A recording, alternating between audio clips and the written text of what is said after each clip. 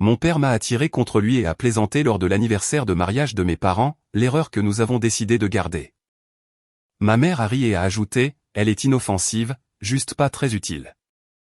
J'ai souri en retour, je suis parti sans un mot et je les ai effacés de ma vie. Je m'appelle Léa Mercé. J'ai 29 ans. Et le moment qui a changé ma vie ne s'est pas produit dans une ruelle sombre, une salle d'audience ou une chambre d'hôpital. Il s'est produit sous des guirlandes lumineuses chaleureuses, entre des coupes de champagne et des compositions florales, lors du 40e anniversaire de mariage de mes parents, pendant que 60 personnes souriaient comme si elles regardaient quelque chose de doux. J'avais pris l'avion en me disant que ce voyage serait peut-être différent. Je m'étais dit que le temps avait adouci les gens. Je m'étais dit que la distance m'avait peut-être rendu plus facile à aimer. Pendant la majeure partie de la soirée, j'ai joué mon rôle. J'ai souri pour les photos, j'ai serré dans mes bras des parents que je connaissais à peine, et je me suis tenu juste assez près pour avoir l'air intégré, sans donner à quiconque l'occasion de blesser trop profondément. Puis, mon père a levé son verre, m'a fait signe d'approcher et m'a tiré contre lui comme s'il était fier de me revendiquer pour une fois. Pendant une demi-seconde, j'ai vraiment cru que c'était ce qui se passait. Puis il a ri dans le micro et a dit, j'étais l'erreur qu'ils ont décidé de garder. Les gens ont éclaté de rire avant même que les mots ne soient complètement tombés. Ma mère n'a pas eu l'air gênée. Elle s'est penchée avec ce sourire impeccable qui est le sien et a ajouté que j'étais inoffensive, juste pas très utile. Cela a provoqué un rire encore plus grand. J'ai souri, moi aussi. C'était la partie étrange. J'ai souri comme si j'avais entendu une blague familiale inoffensive, comme si ma poitrine ne se vidait pas devant tous ceux qui m'avaient vu passer toute ma vie à essayer de gagner une place à cette table. Mon frère a baissé les yeux vers son verre pour ne pas avoir à croiser mon regard. Quelques personnes ont bougé de manière inconfortable. La plupart n'ont rien fait, et à cet instant précis, avec tous ces gens qui riaient sous les lumières, quelque chose à l'intérieur de moi est devenu complètement immobile. Avant que je vous dise ce que j'ai fait après ce sourire, dites-moi d'où vous écoutez et quel temps il fait chez vous en ce moment. Je veux savoir jusqu'où cette histoire peut voyager avant de trouver les personnes qui en ont le plus besoin. J'ai gardé ce sourire sur mon visage pendant peut-être 3 secondes de plus, juste assez longtemps pour m'assurer que personne ne pourrait dire que j'avais gâché la fête. Puis je me suis glissé hors de l'étreinte de mon père, j'ai tendu ma coupe de champagne au serveur le plus proche qui passait, et je suis retourné dans la maison pendant que les rires flottaient encore dans l'air derrière moi. Personne ne m'a arrêté. Personne n'a appelé mon nom. C'était la partie qui faisait le plus mal. Ce n'était pas seulement ce qu'il avait dit. C'était le fait que cela paraisse si normal à tous les autres. À l'intérieur de la maison, j'ai bougé avec un calme que je ne ressentais pas. J'ai pris mon sac à main sur la table d'entrée, j'ai attrapé le manteau léger que j'avais laissé sur le dossier d'une chaise, et j'ai jeté un dernier regard sur l'endroit où j'avais passé tant d'années à essayer de devenir plus facile à aimer. Les portraits de famille encadrés dans le couloir racontaient tous le même mensonge. Sur chacun d'eux, nous avions l'air parfait, fiers et unis. Personne en regardant ces photos n'aurait deviné à quelle fréquence l'affection dans notre maison était assortie de conditions. Mon père, Graham Mercé, a construit son succès de la même manière que certains hommes construisent une religion. Il vénérait les apparences, la discipline et tout ce qui pouvait être mesuré en profit. Ma mère, Diane, aimait l'ordre, l'image et le genre d'histoire familiale que les gens admiraient de l'extérieur. Mon frère, Caleb, était né en comprenant exactement comment leur donner à tous les deux ce qu'ils voulaient. Il avait le bon diplôme, les bons instincts, la bonne assurance et, finalement, le bon bureau dans l'entreprise familiale. J'avais toujours été celle qu'il décrivait avec des mots plus doux. Le genre de mots qui semblaient gentils jusqu'à ce que vous réalisiez qu'ils signifiaient jetable, créative, sensible, différente, difficile à placer, pas sérieuse. Au moment où je suis arrivé dans l'allée, mes mains tremblaient si fort que j'ai fait tomber mes clés une fois avant de monter dans la voiture de location. Je ne pleurais toujours pas. J'ai conduit directement vers l'aéroport à l'extérieur de Nashville avec mon téléphone face vers le bas dans le porte-gobelet pendant que les appels et les messages commençaient à allumer l'écran les uns après les autres. À un feu rouge, j'ai baissé les yeux et j'ai vu un message de ma mère qui disait « Ne fais pas de cette soirée une histoire sur toi ». 1 minute plus tard, mon frère a écrit « Papa plaisantait. Arrête d'être dramatique ». J'ai ri alors, un son court et brisé qui me ressemblait à peine. Même après m'avoir humilié devant 60 personnes, ils avaient encore besoin que je joue le rôle qu'ils m'avaient assigné. La fille silencieuse, la fille gérable, la fille qui absorbait les dommages sans créer de conséquences. À l'aéroport, j'ai changé mon vol, j'ai payé trop cher pour la dernière place disponible et je me suis assise à la porte d'embarquement, regardant le reflet sombre de mon propre visage dans la vitre. C'est là que j'ai finalement compris quelque chose de simple et de terrible. Si j'y retournais encore après cela, je leur enseignerais qu'il n'y avait aucune limite qu'ils pouvaient franchir que je ne finirais pas par pardonner. Alors, avant d'embarquer, j'ai quitté le groupe de discussion familiale, j'ai bloqué tous les numéros que je connaissais par cœur, je me suis déconnecté de l'ancienne adresse email que ma mère utilisait pour me culpabiliser et que mon frère utilisait pour me contrôler. Et j'ai supprimé chaque album partagé, calendrier et fil de discussion qui me liaient à eux. Au moment où l'avion a décollé, j'avais déjà décidé qu'il n'aurait plus jamais la version de moi qui continuait à se présenter juste pour être blessé. Je pensais que ce vol était la fin de l'histoire. Je n'avais aucune idée que ce n'était que le premier mouvement. Quand j'ai atterri de retour à Santa Fe, la ville avait l'air comme elle le faisait toujours juste avant l'aube, calme et presque indulgente, comme si le désert avait décidé que certaines choses ne valaient pas la peine d'être poursuivies. J'ai conduit chez moi à travers des rues vides, je suis entré dans ma petite casita en adobe et je suis resté dans la cuisine, à écouter le silence. Pas d'appel, pas d'accusation, pas de tournée d'excuses forcées qui m'attendaient à l'autre bout de la nuit. Pour la première fois depuis des années, le silence ne semblait pas solitaire. Il semblait précieux. Il semblait mérité. J'ai dormi jusqu'à midi, je me suis réveillé avec les yeux gonflés et un mal de tête qui ressemblait à un chagrin devenu physique. Et puis j'ai fait quelque chose qui aurait semblé petit pour n'importe qui d'autre et énorme pour moi. Je me suis préparé un café, j'ai ouvert mon ordinateur portable et j'ai commencé à reconstruire ma vie comme si les gens qui m'avaient créé n'avaient pas automatiquement le droit de me posséder. J'ai changé mes mots de passe bancaire, mis à jour mes dossiers professionnels, transféré mon adresse postale vers une boîte louée au nom de mon entreprise, et j'ai lentement coupé chaque fil administratif qui me reliait encore au Mercé. Mon travail à l'époque était inégal et morcelé. J'aidais des marques de bien-être spécialisées à rédiger des parcours clients qui semblaient personnels au lieu d'être robotiques. Je créais des emails de fidélisation pour un petit groupe hôtelier en Arizona. Je repensais des tunnels de prise de rendez-vous pour un studio de soins de la peau haut de gamme. Rien de tout cela n'était prestigieux et personne dans ma famille n'aurait qualifié cela d'impressionnant, mais cela payait mon loyer et, plus important encore, c'était à moi. Dans les premiers mois qui ont suivi l'anniversaire, j'ai vécu en mode survie. Je travaillais, je marchais, je dormais d'un sommeil léger. Chaque fois que j'entendais une voiture s'arrêter devant chez moi, mon corps se tendait avant que mon esprit ne puisse comprendre. Mais Santa Fe a continué à m'offrir de petits rappels que la vie pouvait être construite à partir de la douceur, pas seulement de l'endurance. J'ai trouvé un studio de yoga où personne ne demandait ce que signifiait mon nom de famille. J'ai rejoint un groupe de rencontres créatifs locales où les gens parlaient de processus plutôt que de pédigré. Je suis devenu ami avec un propriétaire de librairie qui se souvenait de ce que j'aimais lire et un barista qui appelait mon prénom correctement à chaque fois. Les amitiés n'étaient pas dramatiques. Elles étaient meilleures que dramatiques. Elles étaient stables. J'ai rencontré Adrien lors d'une collecte de fonds pour la préservation du patrimoine pour laquelle j'avais conçu des documents. C'était un architecte spécialisé dans la restauration de vieux bâtiments sans les dépouiller de leur histoire. La première fois que nous avons parlé, il m'a demandé quel genre de travail me faisait perdre la notion du temps.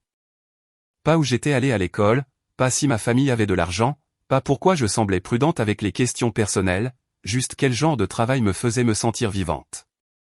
Je n'ai presque pas su comment lui répondre tellement j'y étais peu habitué. Nous avons commencé lentement. Des cafés, un marché le samedi, de longues promenades au crépuscule. Il n'a jamais insisté pour entendre des histoires que je n'étais pas prête à raconter. Il avait cette rare qualité de faire en sorte que le silence ressemble à de l'espace plutôt qu'à de la pression. Cela comptait plus que je ne pouvais l'expliquer. Mon entreprise a changé, elle aussi. J'ai arrêté de me qualifier de travailleuse indépendante et j'ai commencé à agir comme une propriétaire. J'ai mis en place des systèmes. J'ai rassemblé des témoignages. J'ai transformé des projets ponctuels en consultations récurrentes, puis j'ai transformé ces consultations récurrentes en un modèle d'agence compacte axé sur la fidélisation des clients. La conception de flux de loyauté et la stratégie d'expérience numérique pour les marques qui voulaient que les gens reviennent, et non pas qu'ils cliquent une fois pour disparaître. Les chiffres se sont améliorés. Moi aussi. Je ne me réveillais plus chaque jour en essayant de prouver que je n'étais pas inutile. Je me réveillais en essayant de devenir plus performante dans ce que je savais déjà faire. Quelque part au milieu de cette deuxième année, j'ai réalisé que des semaines entières s'étaient écoulées sans que je ne pense du tout à ma famille. Cela a semblé être un miracle la première fois que c'est arrivé. Puis c'est arrivé de nouveau. Puis c'est devenu ma vie.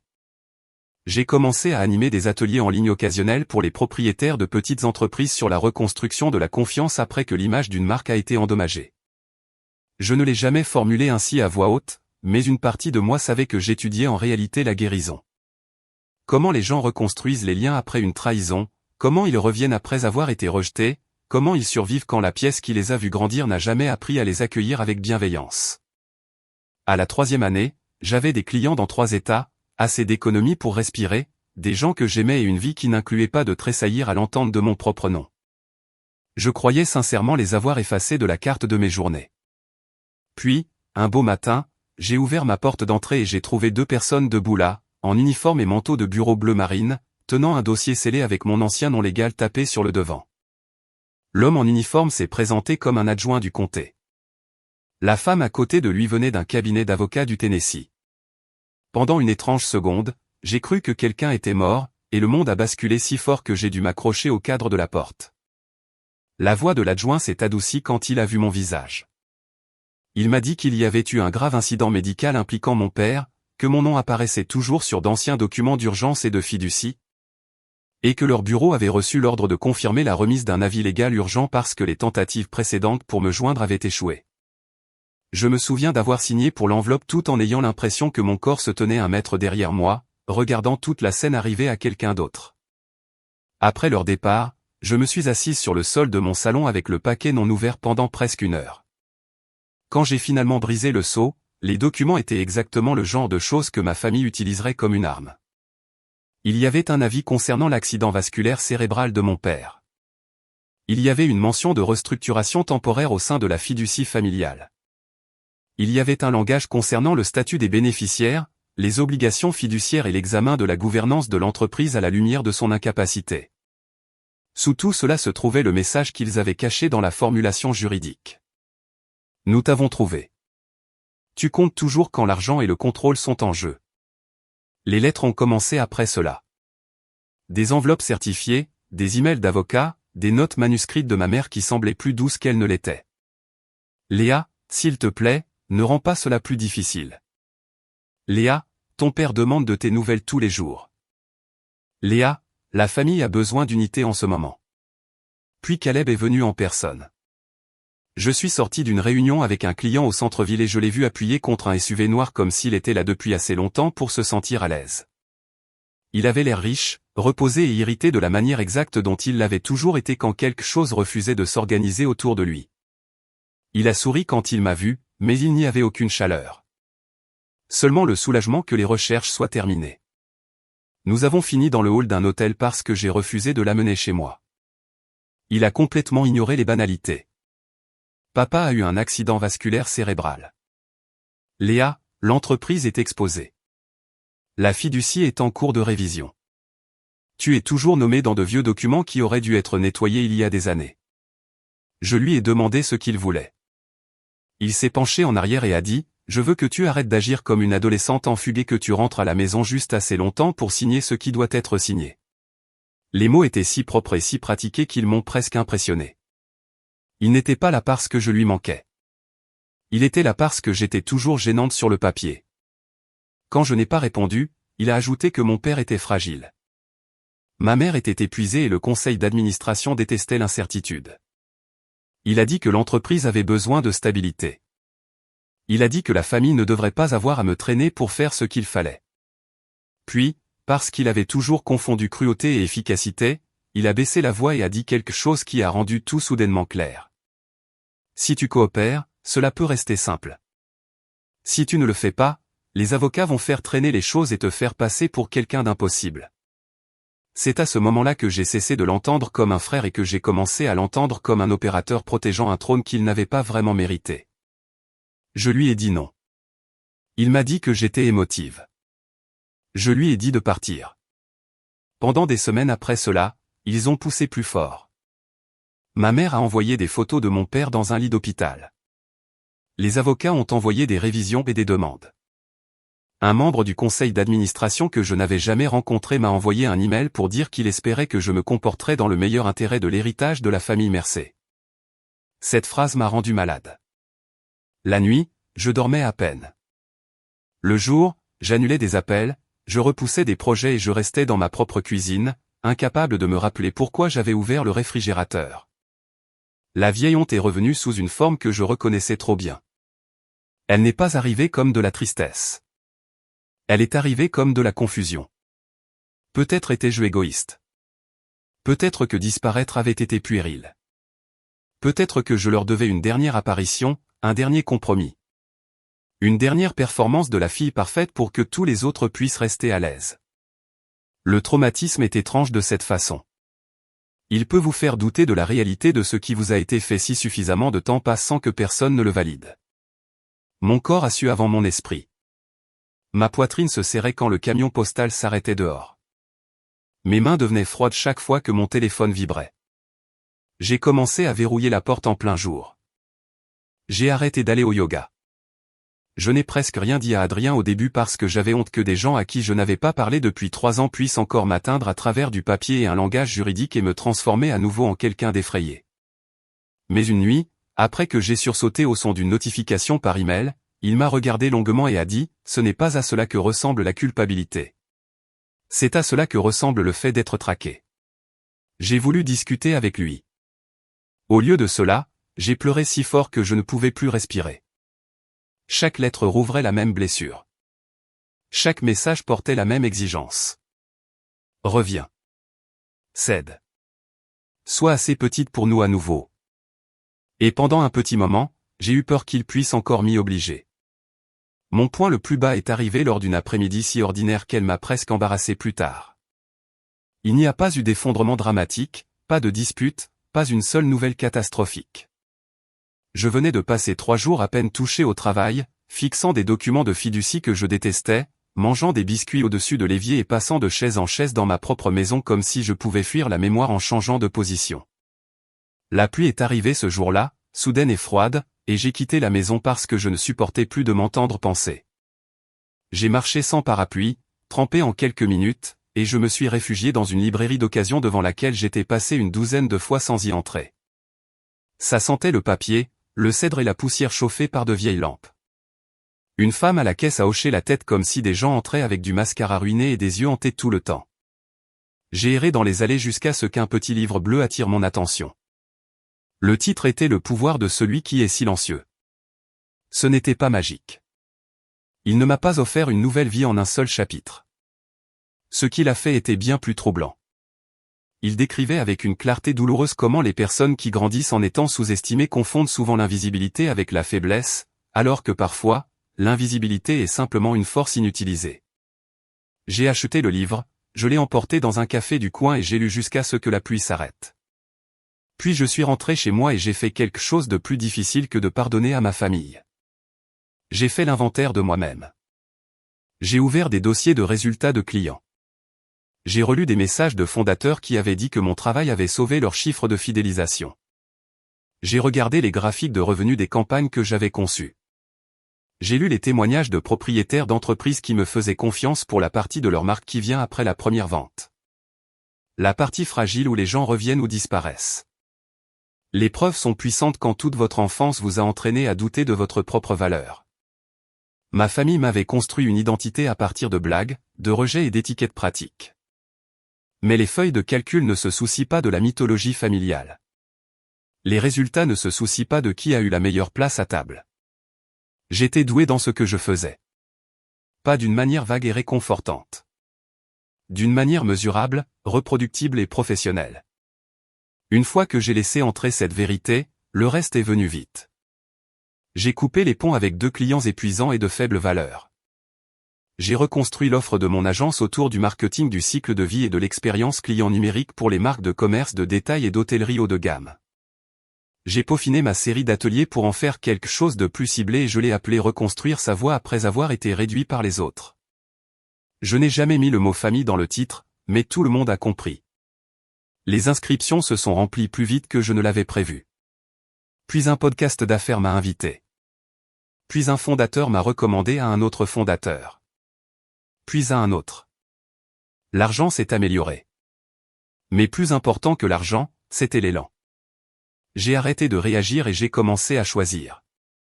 J'ai arrêté de me demander si je me surestimais et j'ai commencé à demander où mes compétences pourraient créer le plus grand changement. Cette question m'a finalement ramené directement au seul endroit auquel j'avais essayé de ne plus jamais penser. L'entreprise familiale. Mercelan Lighting & Home avait autrefois été l'une de ces entreprises régionales dont les gens supposaient qu'elles survivraient toujours parce qu'elles avaient une histoire, de belles salles d'exposition et le bon nom de famille attaché à l'enseigne. Mais l'histoire n'est pas une stratégie.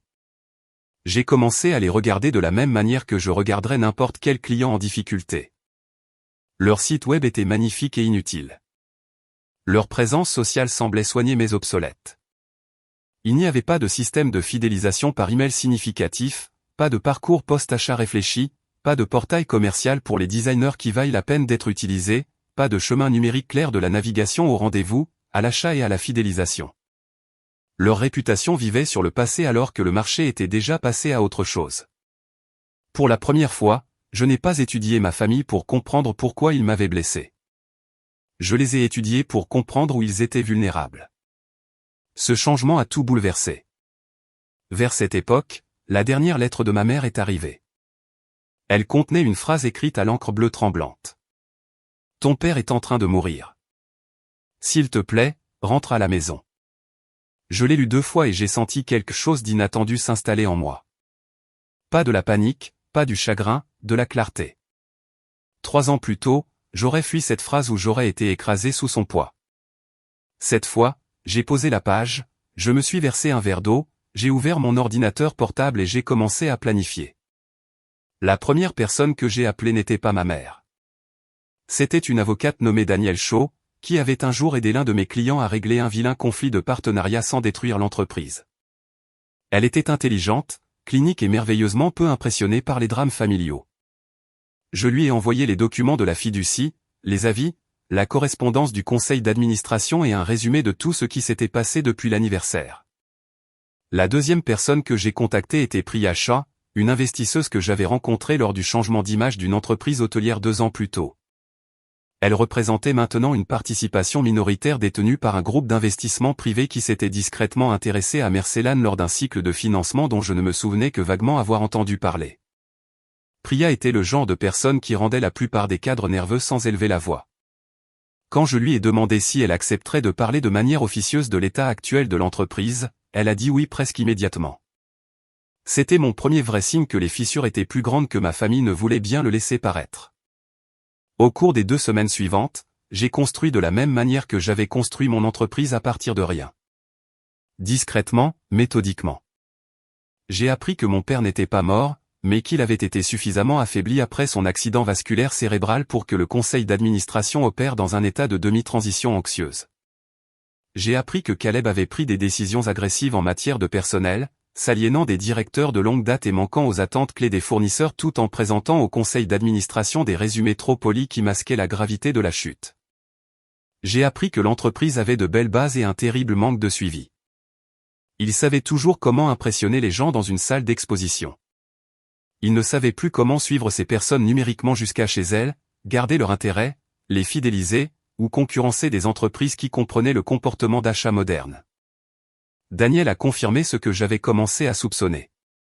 Parce que j'étais toujours nommé dans les anciens textes de la fiducie et de la gouvernance, il ne pouvait pas simplement m'effacer sans procédure. Priya a confirmé quelque chose de tout aussi important. Le conseil d'administration était assez nerveux pour écouter si la bonne proposition venait de la bonne personne avec le bon moyen de pression. Cette personne, pour la première fois de ma vie, pourrait être moi. Alors, j'ai construit un document de présentation appelé Division de la croissance numérique et de l'expérience client. Je l'ai rendu plus propre et plus fort que tout ce que j'avais jamais fait pour ma propre agence. Parce que ce n'était pas seulement un plan d'affaires. C'était un contre-argument à chaque chose négligente que mes parents m'avaient jamais dite. J'ai défini comment Mercelan pouvait se moderniser sans détruire son identité. J'ai proposé un modèle de conciergerie numérique pour les clients à forte intention d'achat. Un vrai portail commercial pour les designers. Des flux de cycle de vie basés sur le comportement de navigation et d'achat. Une architecture de fidélisation pour les projets de maisons répétés. Un trafic payant lié au rendez-vous en salle d'exposition, pas aux impressions de vanité. Un meilleur suivi post-achat pour l'installation, l'entretien et la vente incitative, une stratégie de fidélisation au lieu d'une panique d'acquisition sans fin. Je ne me suis pas arrêté là. J'ai commencé à collecter ce que Caleb avait supposé que personne n'alignerait côte à côte. Des entretiens de départ, des plaintes de fournisseurs, des retards de paiement, des schémas de rotation du personnel, des comptes de designers perdus, des décisions de coups bâclés.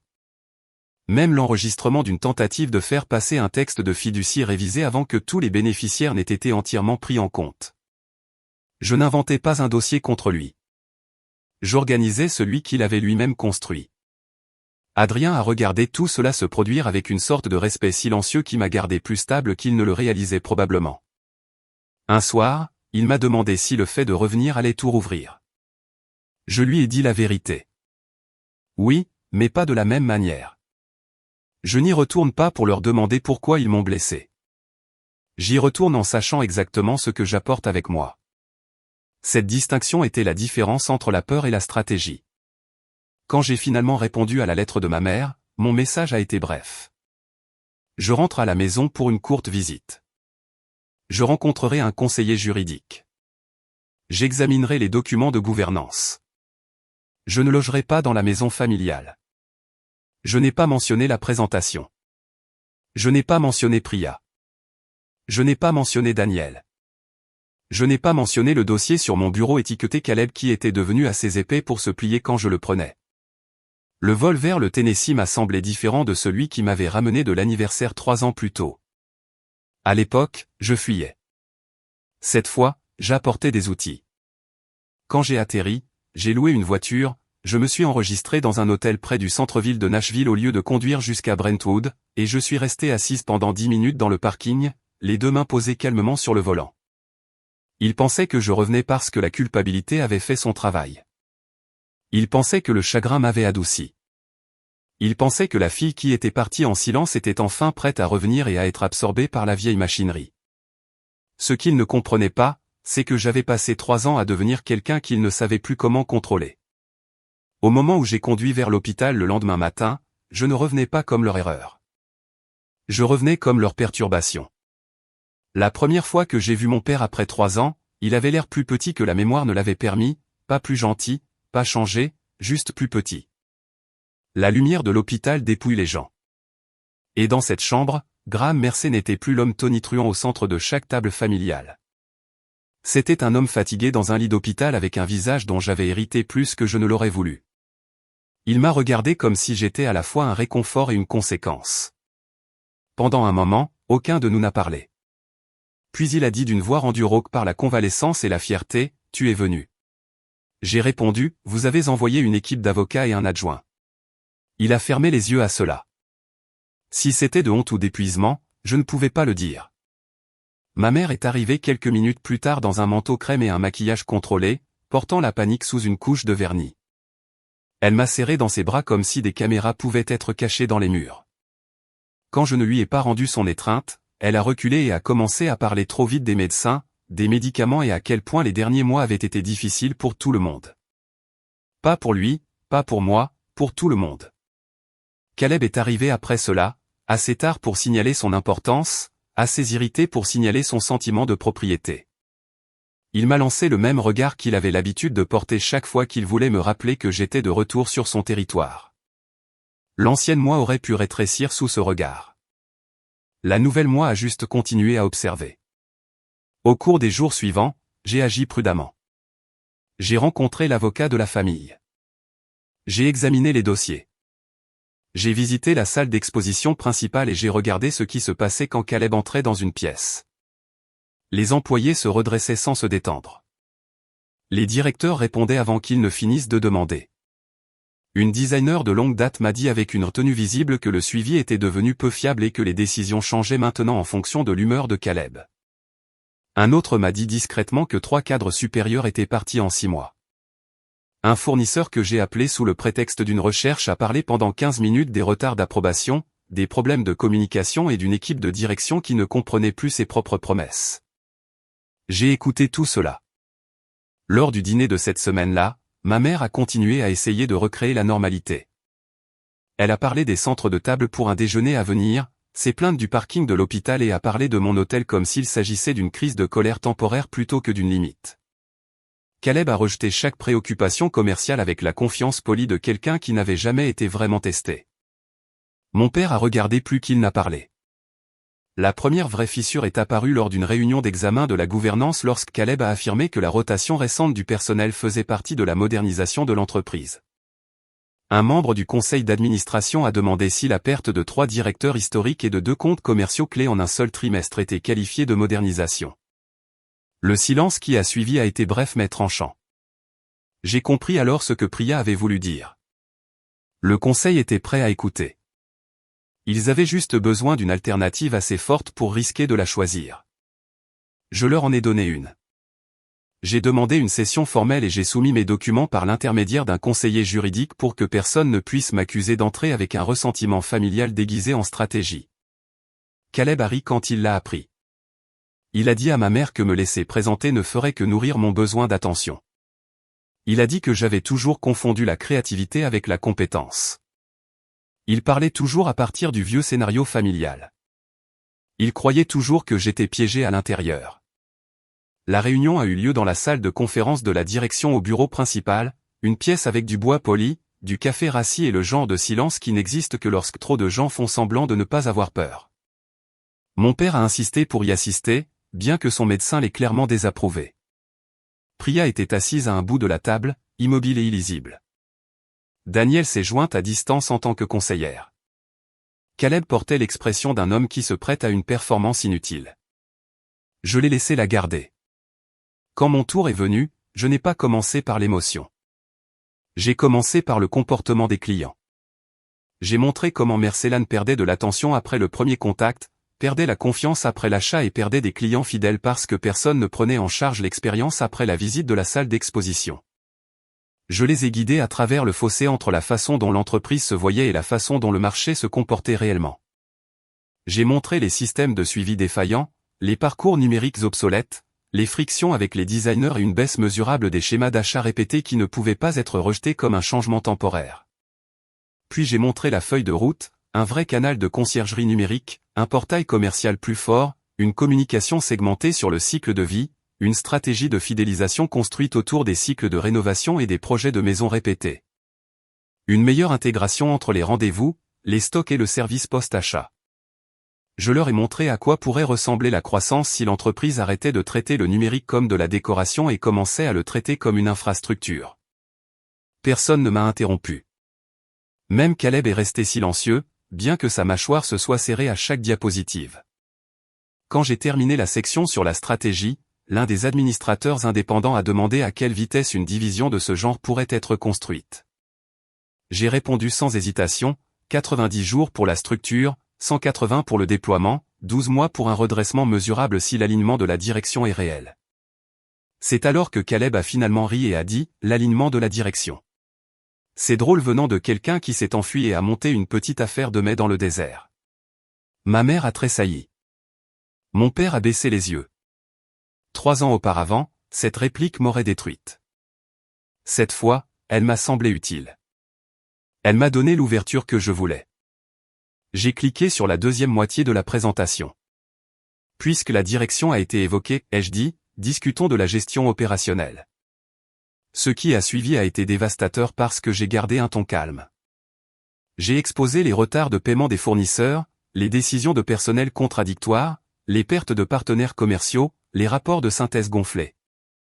Et le modèle d'intimidation qui avait poussé de bonnes personnes vers la sortie tout en convainquant le conseil que tout était sous contrôle. J'ai montré la perte de clients. J'ai montré les traces de mai. J'ai montré le fossé entre le récit de Caleb et l'impact réel sur l'entreprise. Puis j'ai placé un dossier papier devant chaque membre votant. Pas de drame, pas de performance, juste des faits organisés assez proprement pour que le déni demande plus d'efforts que l'honnêteté. Le visage de Caleb est passé de l'irritation à l'incrédulité, puis de l'incrédulité à la rage. Il a essayé de faire valoir que tout le monde prend des décisions difficiles sous la pression. Il a essayé de ramener l'attention de la pièce sur mon absence, ma sensibilité, mon ressentiment personnel. Mais chaque fois qu'il s'appuyait sur l'histoire familiale, les chiffres ramenaient la salle aux performances. À un moment donné, il a regardé mon père pour être secouru. Ce fut le seul moment qui a semblé profondément personnel. Mon père a levé les yeux, nous a regardés tous les deux et a dit d'une voix bien plus faible que dans mes souvenirs et bien plus vrai que tout ce que j'avais entendu de lui depuis des années, « Assieds-toi, Caleb. » La pièce est devenue silencieuse. Ce n'était pas une rédemption.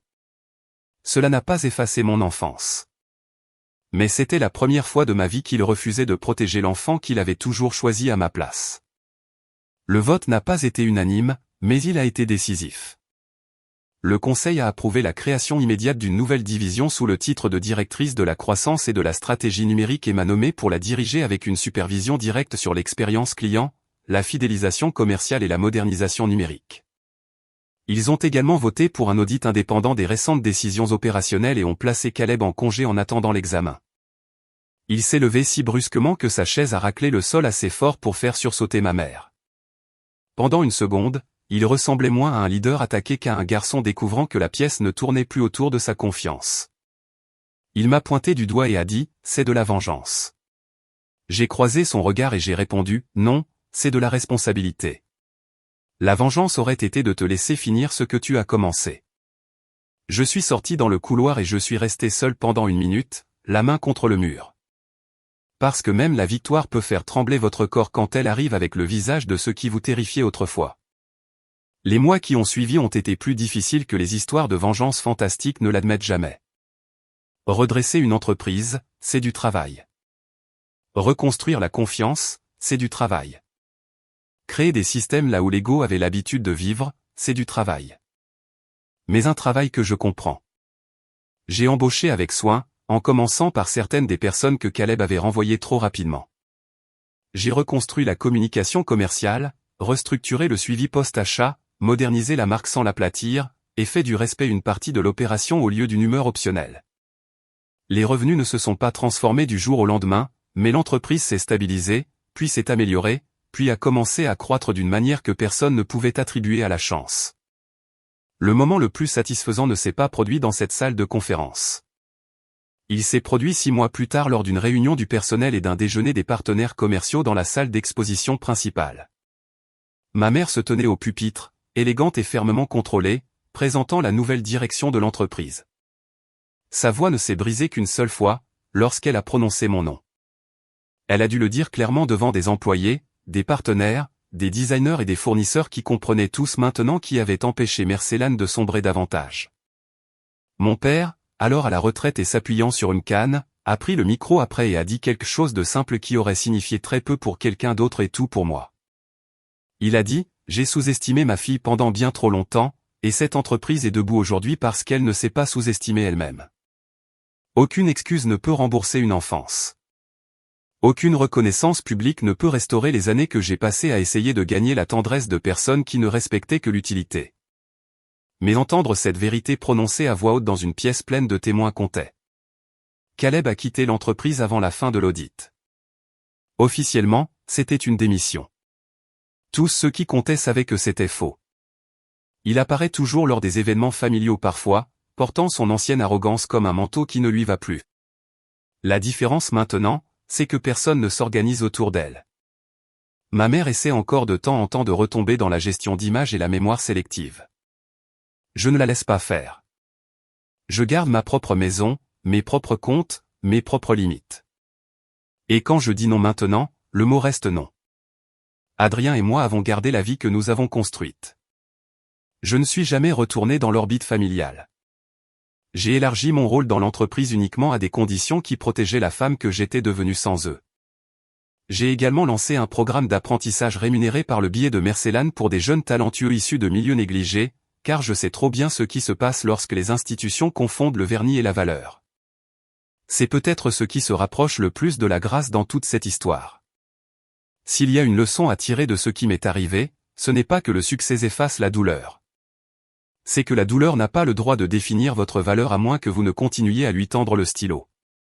Les liens du sang ne sont pas un laissez-passer pour l'humiliation. La loyauté sans le respect n'est qu'une autre forme de contrôle. Parfois, la chose la plus saine qu'une personne puisse faire est de s'éloigner suffisamment des voix qui l'ont diminué pour enfin n'entendre la sienne. Mon père m'a un jour attiré contre lui devant une foule et m'a appelé l'erreur qu'ils avaient décidé de garder. À la fin, la vérité était beaucoup plus simple. Je n'ai jamais été leur erreur. J'étais la personne qu'ils n'ont pas réussi à reconnaître jusqu'au jour où ils ont eu besoin de ce que j'avais construit sans eux. Et à ce moment-là, je n'avais plus besoin d'eux pour me dire qui j'étais.